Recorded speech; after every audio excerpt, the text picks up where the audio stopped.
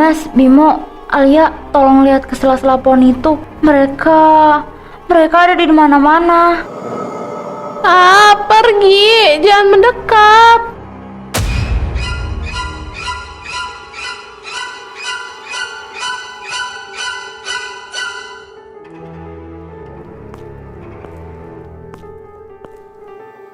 Rati, tunggu, kami kesini bukan untuk menyakitimu. Kami tahu ceritamu, kami tahu kamu adalah korban.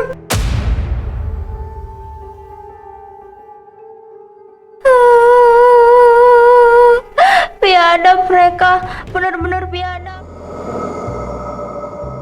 Coba perhatikan garis merah ini. Ini jalan Bukit Melati, satu-satunya akses yang menghubungkan desa ini sama kota luar. Tapi anehnya dari semua narasumber yang kita temui di pasar tadi pagi, nggak ada satupun yang berani lewat sini. Kalau udah lewat tengah malam, sama sekali nggak ada. Itu kan cuma taktik orang-orang tua di sini, Dimas. Logikanya jalanan itu kan sepi, gelap, terus kanan kirinya hutan pinus lebat. Paling warga sengaja bikin cerita hantu sundel bolong begitu, biar anak-anak muda nggak keluyuran malam-malam atau buat mencegah begal. Kita ini jurnalis, masa langsung percaya mitos begituan? Bimo, ini tuh cuma sekedar mitos buat takut-takutin anak kecil. Aku sudah riset mendalam soal ini. Nama aslinya Ratih. Kejadiannya puluh tahun lalu. Dia itu perempuan tercantik di desa ini pada masanya. Tapi hidupnya berakhir tragis karena fitnah dari orang-orang yang berkuasa, yang paling biadab. Dia dibunuh pas lagi mengandung tua, Bimo. Jasadnya dibuang ke jurang tanpa dikubur dengan layak. Rasa sakit dan dendamnya itu yang tertinggal di jalan itu. Rina, tolong jangan diteruskan ceritanya. Dari pertama kita injakan kaki di desa ini, perasaanku udah gak enak. Aku juga ngerasa hal yang sama. Tapi aku cuma ngejelasin apa yang aku tahu kok. Rasanya kayak ada banyak mata yang mengawasi kita dari balik pohon-pohon pinus itu. Kamar mandi di belakang juga hawanya dingin banget. Kenapa kita nggak mulai liputannya besok pagi aja sih? Kenapa harus malam ini? Alia, dengar aku. Kalau kita kesana besok pagi, kita nggak bakal dapat apa-apa selain pemandangan pohon pinus biasa. Penonton dokumenter kita butuh visual atmosfer malamnya. Kita mau membuktikan kebenaran cerita ini kan. Kita sudah berjalan jauh sampai ke desa terpencil ini. Nggak mungkin kita mundur cuma karena rasa takut. Betul kata Dimas, lagi pula peralatan kita lengkap. Senter liputan kita ini terangnya bisa menembus kabut tebal sekalipun. Ayo siap-siap, sebentar lagi sudah jam 11 malam. Kita harus pasang kamera sebelum tengah malam.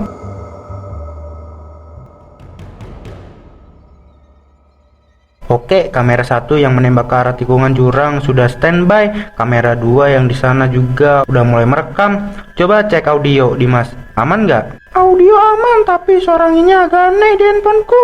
Kayak ada suara desisan panjang, tapi ya udahlah, mungkin cuma gesekan daun pinus. Bimo, pastikan baterai cadangan aman ya. Jangan sampai kita kekurangan daya di tengah jalan seperti ini. Dimas, Bimo, kalian sadar nggak? Sejak kita turun dari mobil 10 menit lalu, suasana di sekitar sini sunyi banget. Maksudnya? Maksudku, hutan ini kan belantara, tapi kenapa nggak ada suara jangkrik sama sekali? Bahkan suara kata-kata burung malam pun nggak ada, benar-benar sepi yang mati.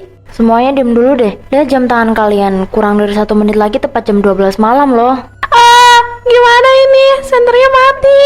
Tenang aja, kita bisa pakai senter di HP.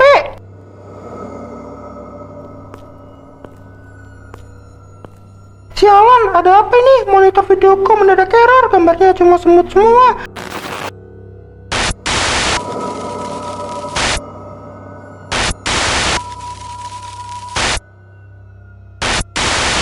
Bimo, bagaimana dengan kamera utama yang di luar tadi? Coba cek handycam kamu. Loh, ini nggak mungkin nih Mas. Indikator baterainya langsung merah terus, mati total. Padahal sebelum kita berangkat tadi, aku sendiri yang mengisi dayanya sampai penuh. Ini nggak masuk akal secara teknis. Jangan ribut soal kamera dulu, tolong lihat ke depan sana. Di sana ada orang. Mbak, permisi, warga desa sini. Sedang apa malam-malam di hutan sendirian, Mbak? Butuh bantuan kita. Kayaknya kita pulang aja deh, kita lanjut besok malam aja.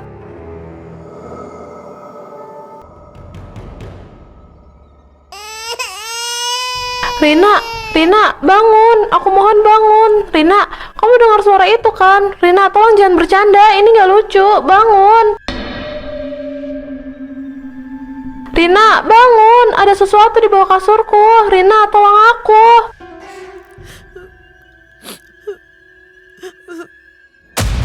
Rina, bangun. Ada hantu. Alia, ada apa? Kamu kenapa teriak malam-malam begini? Bikin kaget aja. Di bawah kasurku, Rina, ada suara bayi menangis. Terus ada tangan yang memeraihku. Sumpah, aku nggak bohong. Tangan itu pucat banget, kuku-kukunya hitam.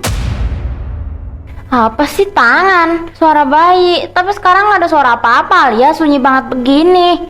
Kamu pasti cuma mimpi buruk karena terlalu banyak mikirin cerita Aki sore tadi. Sini duduk di kasurku dulu, tenangin dirimu.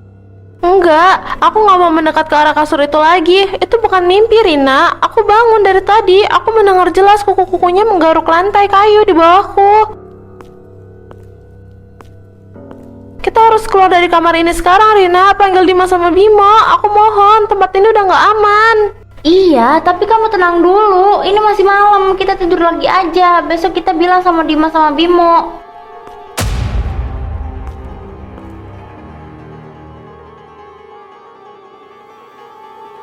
Sialan, kepalaku rasanya mau pecah pagi ini. Gara-gara drama semalam, tidurnya jadi berantakan banget. Mana kamera liputan pada rusak semua. Secara misterius lagi. Ah, merepotkan sekali. Hah, siapa di situ? Keluar nggak? Jangan macam-macam ya. Aku nggak takut sama sekali. Tenang Bimo, tenang. Itu cuma halusinasi kamu. Cuma terlalu lelah dan ikut kepikiran cerita si Alia semalam. Nggak ada apa-apa di sini. Nggak mungkin ada apa-apa. Sialan, ini nggak mungkin. Dimas, cepat ke sini.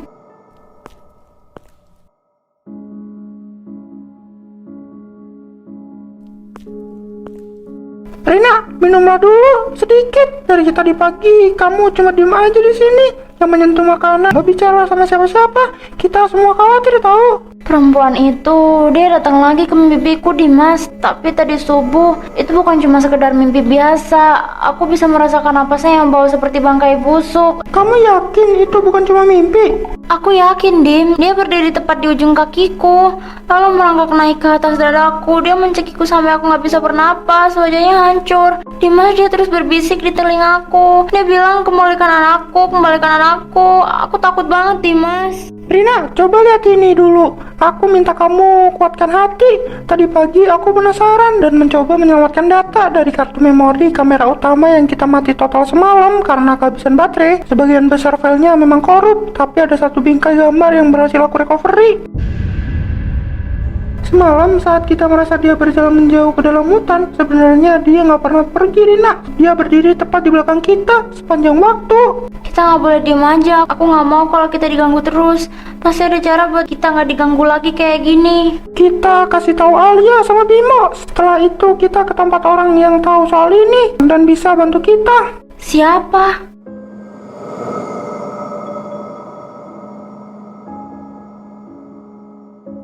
Kalian pikir cerita warga di sini cuma dongeng sebelum tidur? Arwah yang kalian cari-cari itu bernama Ratih dan dia sekarang udah tahu keberadaan kalian. Aki, tolong beritahu kami yang sebenarnya. Kami kesini bukan mau merusak atau menantang. Kami cuma mau tahu kebenaran buat dokumenter kami. Apa yang sebenarnya terjadi sama Ratih puluhan tahun lalu sampai arwahnya jadi seganas ini. Ratih itu korban ketamakan dan fitnah keji dari para petinggi desa zaman dulu yang menginginkan tanah milik keluarganya.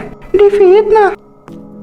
Dia difitnah berbuat zina, lalu disiksa secara keji oleh suruhan orang-orang berkuasa saat dia mengandung tua. Yang paling biadab, sebelum jasad Ratih dilempar begitu aja ke dalam jurang tua di ujung jalan, bayi di dalam perutnya direnggut paksa secara hidup-hidup. Selama jasadnya belum diketemukan untuk dimakamkan secara layak, dan selama dokumen kejahatan para pelaku itu belum terungkap ke permukaan, arwah Ratih nggak akan pernah bisa tenang. Dia akan terus mengambil nyawa siapa aja yang berani lewat jalan itu setelah tengah malam. Terus apa yang harus kita lakukan biar dia nggak ganggu kita lagi, Ki? Jujur saya dan teman-teman udah nggak tahan terus diganggu sama dia. Saya tidak bisa bantu apapun. Kalian tanggung jawab sendiri. Kalian yang memulainya kan?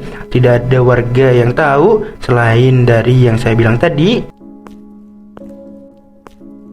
Sebaiknya kalian pulang aja. Siapa tahu kalau kalian kembali ke kota, arwah Ratih tidak ikut. Tapi itu tidak menjamin apapun.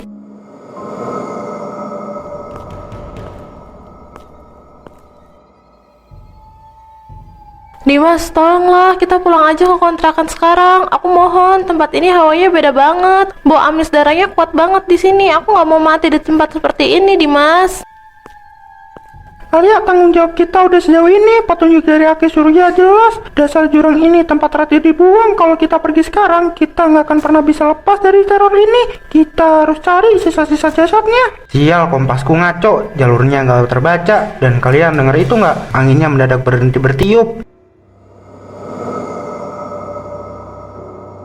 Tuh kan, makin aneh aja di sini. Kayaknya dia tahu kalau kita di sini. Aku takut. Aku nggak mau mati di sini. Kita cari ke tempat lain aja. Aku juga nggak yakin kalau jasad Ratih ada di dalam sini. Kalaupun ada, kita nggak akan bisa bawa pergi kan?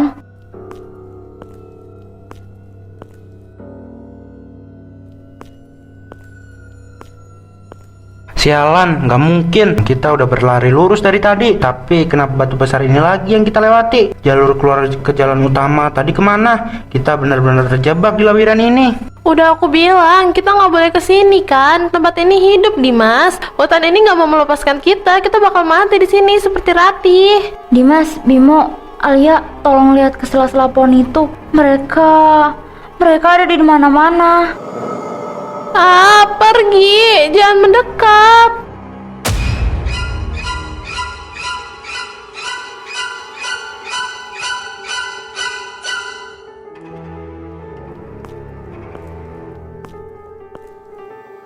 Ratih, tunggu. Kami kesini bukan untuk menyakitimu. Kami tahu ceritamu. Kami tahu kamu adalah korban.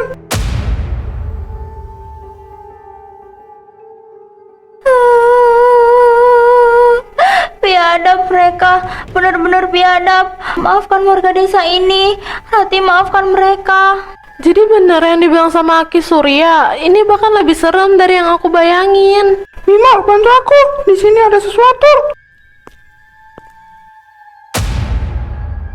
Ratih, kami sudah menemukanmu. Kami berjanji demi nama baikmu dan anakmu, kami akan bawa kotak besi berisi bukti kejahatan mereka ini ke permukaan. Kami akan bersihkan namamu. Kamu nggak akan dilupakan sebagai orang jahat lagi. Aku janji.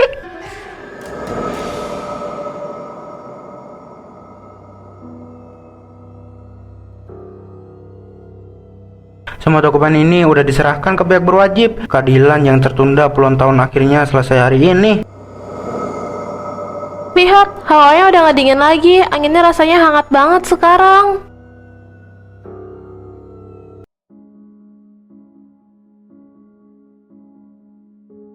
Rasanya aneh ya, padahal ini jalan yang sama dengan yang kita lewatin 2 hari yang lalu. Tapi sekarang rasanya begitu damai, nggak ada lagi rasa merinding atau ketakutan yang tersisa. Betul, ternyata benar kata Aki Surya. Arwah yang penasaran itu cuma butuh keadilan dan tempat peristirahatan yang layak. Aku senang kita bisa ngebantu Ratih bertemu kembali dengan anaknya. Dokumenter kita tentang legenda Jalan Bukit Melati ini udah selesai.